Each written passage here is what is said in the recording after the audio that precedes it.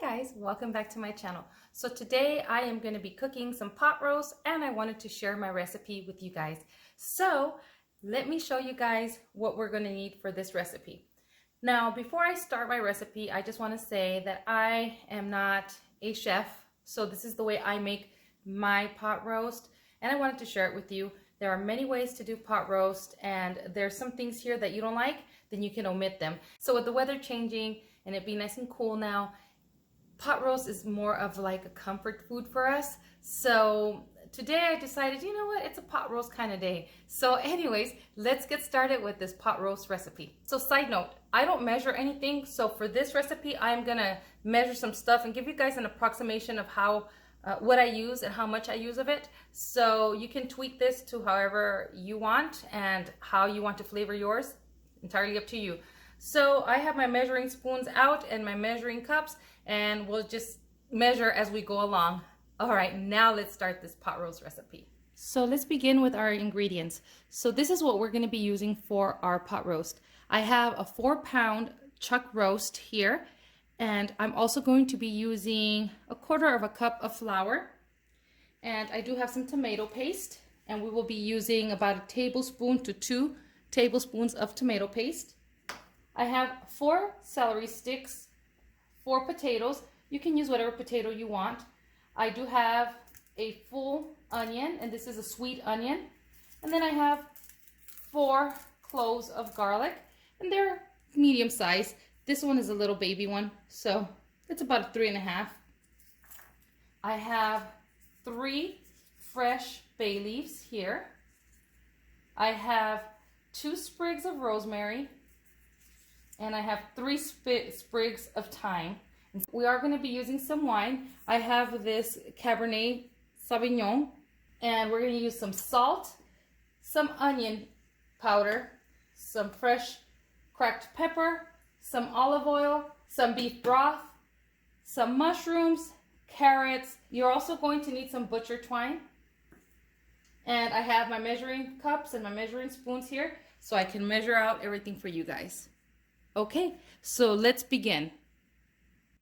So what we want to do first is we want to go ahead and dry our beef. I'm doing this because I am going to be browning it, and I don't want any of that moisture in our beef. I wanted to get that nice crust on there.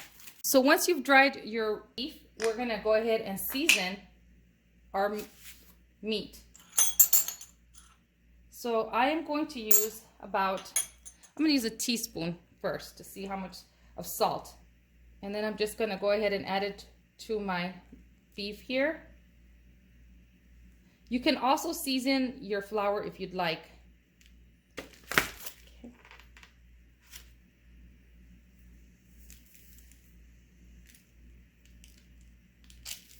You can add more salt if you want. It just depends on how much you like. And then I'm gonna add a teaspoon of onion powder.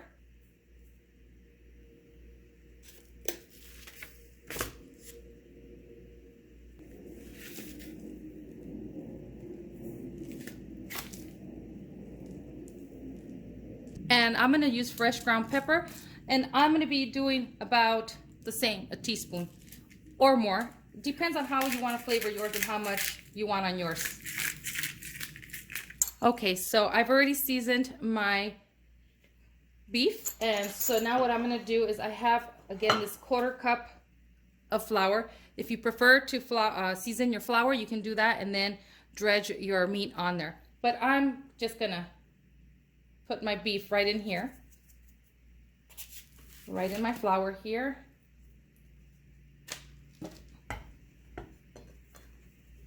And I'm just going to cover my beef with the flour. So now the next step we're going to do, so once we have it like this, we're going to go ahead and put it in our Dutch oven, and I'm going to put about 2 to 3 tablespoons of olive oil on our hot Dutch oven, and we're going to go ahead and brown our beef. So I have my Dutch oven on high heat, and I'm going to add about 3 tablespoons of olive oil. You can also use vegetable oil, whatever oil you have available. Then once this gets nice and hot, we're gonna go ahead and sear our beef. Once your oil is hot, go ahead and put your meat right in there and sear it. So while we're searing our meat, let's prepare our vegetables. So what I'm gonna do, I grabbed a piece of twine, and I'm gonna go ahead and grab my rosemary and my thyme and my bay leaves, and I'm gonna tie them all together with this twine. That way, it's easy for me to fish it out once it's done cooking. Here is our little herb bundle. Put that to the side. I did not peel my potatoes, so I'm gonna keep my potatoes with the skin on, but you can peel yours. I got these carrots. I'm gonna put these carrots in whole. I'm not cutting them up, but if you have the long carrot sticks, then you can use those and cut them down. All right, so for our celery, we're just gonna cut it in decent sized chunks. However you want to do yours, I'm just gonna cut them in decent sized chunks. I'm going to use the leaf of the celery. It has a lot of flavor, so I'm gonna go ahead and use that as well. I'm not throwing it away. For my mushrooms, I'm just using a damp towel, a kitchen towel, and I'm just cleaning off all the little dirt. I'm gonna leave my mushrooms whole. You can go ahead and cut yours down if you want. Oh, and I also forgot. We're gonna be using some pearl onions as well. I completely forgot about that. So for our onion, I'm just gonna go ahead and cut my onion in a quarter.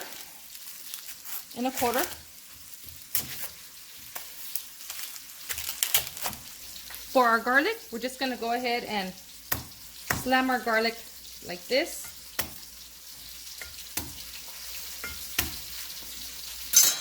And we'll just take off the peel and use the garlic smash just like this. So here's this. We'll cut the potato towards as we get closer to dropping it in, because I don't want it to get brown on me. Let's go check on our beef, because I already flipped it, but I want to make sure I get all the edges. So let's go check on it. Okay. Can you guys see that crust on there? So now what I'm going to do is I'm going to go ahead and lift it on its side, because I want to get all the sides here done. I want to get all the sides browned as well. I forgot to tell you guys, do not throw your flour away. We're going to use that.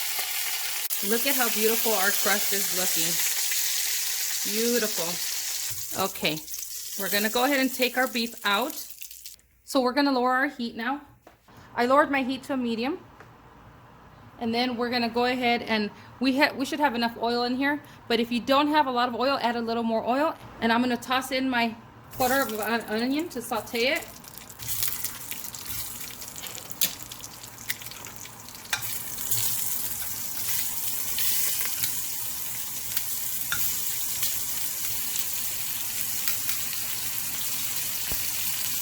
We're going to toss this in there, saute it a little bit, and then I'm going to throw in our carrots and saute that. I'm going to throw in my carrots and my celery just to give it a little bit of a saute.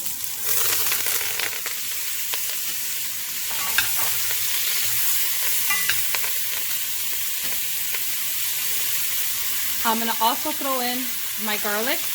Now remember to keep this on medium heat. You don't want your garlic to burn.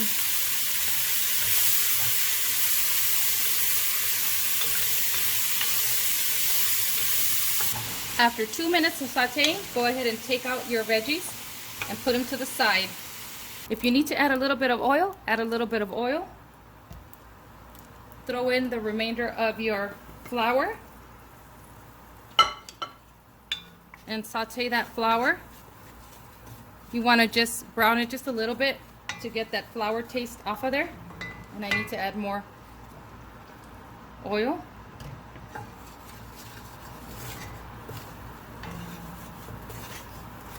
What we're doing is we're creating a roux.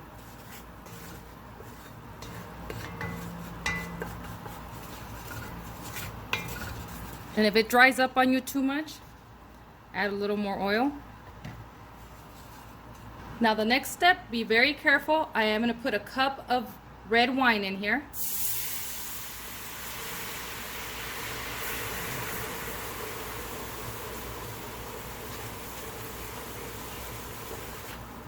And I'm also putting in a cup of beef broth. As a matter of fact, I think I'm gonna put another cup of beef broth. So we have 2 cups of beef broth in here. And I'm turning up the heat just a little bit.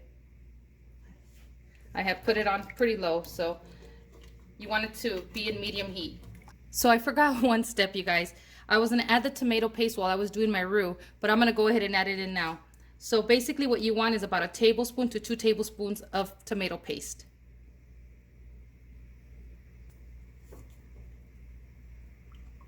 And basically what you're doing is you're deglazing your pan. Make sure your heat was at medium heat. I thought I had it at medium heat, and it was, I had it, I guess, a lot lower than that. And if it's too thick, you can always add some beef broth or water if you want. All right, so here is what it looks like so far. I added a 1/2 cup of water in here because it was too thick for me. But now I'm gonna go ahead and add my little pearl onions. You can add as many as you want. If you don't want to add any, you don't have to. I'm gonna add those guys in there. And I'm going to add my, you know what, I'm just gonna add everything in here. All of this in here. All of my veggies that I sauteed.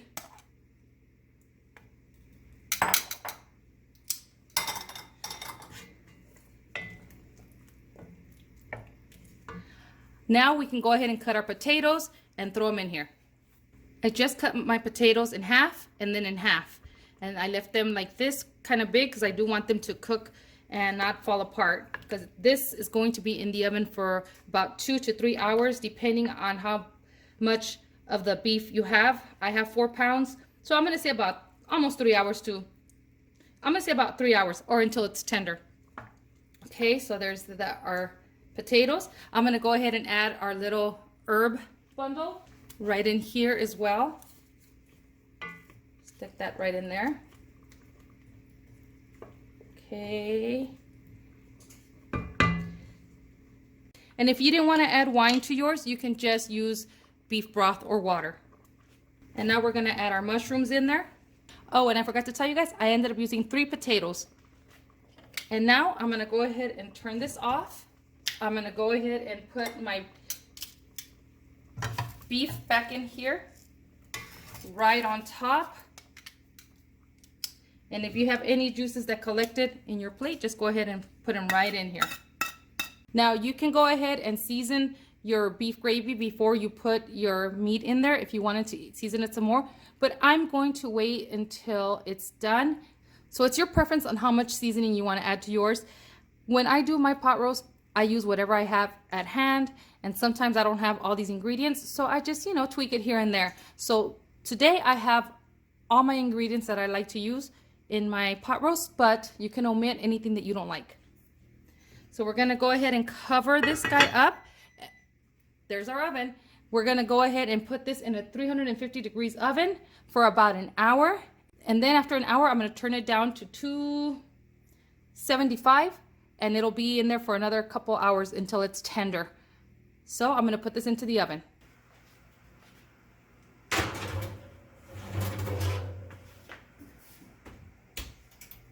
So our roast is in the oven. It's at 350, and I'm gonna keep it in there for about an hour. And then what I'm gonna do is I'm gonna go ahead and turn down the heat to 275 and let it continue to cook for about 2 hours, 2.5 to 3, depending. You just wanna make sure it's nice and tender. So I turned down the heat because I don't want my gravy to burn. So that's why I'm turning it down. Again, there's several ways to do this roast. And like I said, I change it up with whatever I have. And sometimes I won't make the gravy. I'll just put in the broth and the wine. And then I don't put no flour. I don't do a roux. Now the roux is a little dry. So you want to make sure that you add enough oil to do your roux with your flour. And then you add your tomato paste, because I forgot my tomato paste. And I do that with my roux. And then I add my wine and my beef broth. And I added a 1/2 cup of water as well. Now, if you don't want to add wine, you don't have to add wine. You can just omit that. But if you do, here's a little secret. I like to buy these little bottles of wine. Sometimes I don't want to drink wine. I just want to add the wine to my roast. and I don't want a big bottle of wine to go to waste. So I use one of these little ones right here. And one of these is a cup. So you can go ahead and use one of these in your roast if you want. And you don't waste anything. You can, you know, and if you decide that you want to have some, well, there you go. Here's a glass right here for you.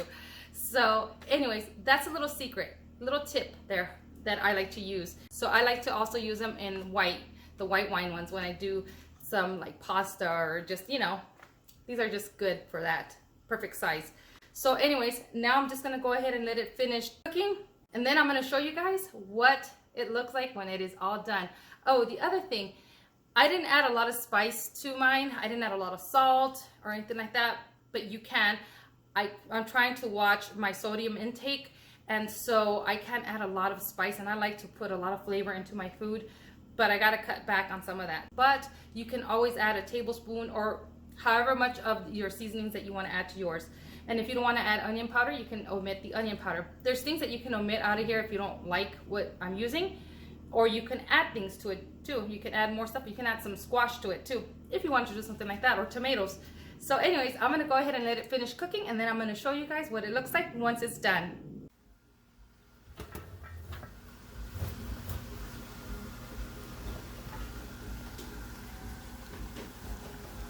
All right, this is done. This is nice and tender. So it's been in here for about almost 3 hours, and you can see it's nice and bubbly, and the gravy is nice and thick, and it's so tender. So I'm gonna go ahead and take it out, let it rest for a little bit, and then I'll serve it up. All right, so as you guys can see, I already took out my beef from here, my roast, and I cut it down. And then here is the gravy. And now, as you can see, you can fish out the little bundle of herbs here. You don't have to worry about all those little twigs being in here. But this is our gravy, and then this is what it looks like when it is completely done. Looks so delicious. Okay, so we're gonna taste this pot roast and see how good it is. Okay, so it's pretty tender, as you guys can see, and it's nice and moist. There it is. Let's give it a taste. It's really good. This is the perfect comfort food for a nice cold day. It's perfect. So it's really good. It's really, really good. And I think that the spices is perfect for it. It's not over seasoned and it's not under seasoned. It's perfect. It's delicious.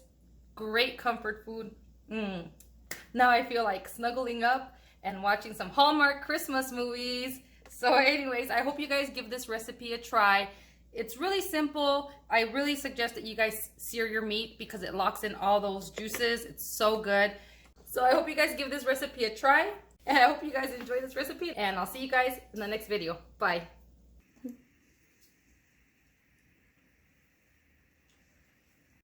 Really good. Great comfort food. Show you guys. This is oh god. Okay. All right, I need to stop. All right, so let's give it a taste.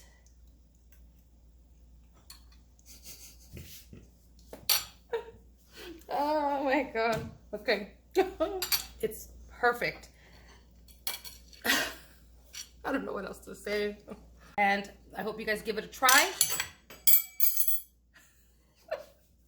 Or just,